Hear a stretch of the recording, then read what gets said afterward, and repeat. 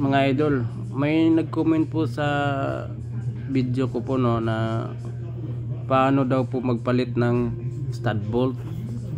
Ang problema po, gumawa po ako ng video kung paano magtanggal ng stud bolt. Kaya lang, hindi ko napansin na yung comment niya pala pang RA pala yung unit niya. Magkaiba po ang axle ng TBS at saka RA. Kasi yung TBS, yung stud bolt niya is pwede lang nating pukpukin, matatanggal po siya.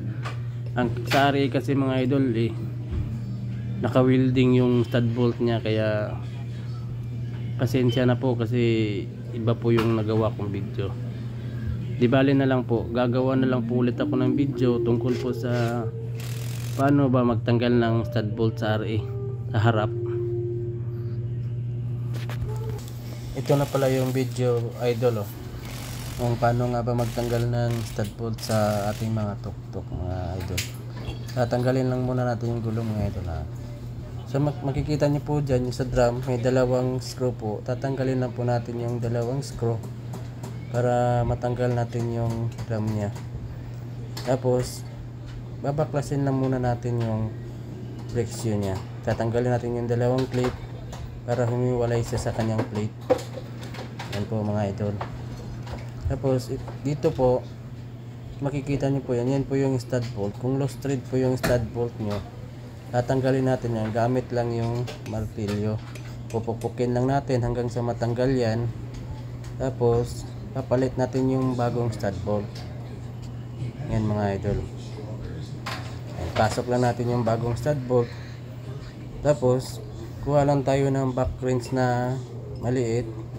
Tapos dapat label lang sa ano niya, axle niya. Tapos lagay lang natin yung flower washer. Tapos i-press natin sa gamit yung nut niya. Yan, higpitan lang natin kung saan po siya mag-press. Tapos tatanggalin natin ulit. Pwede na natin ikabit yung brake shoe niya mga idol. Ganyan lang po kadali mga idol.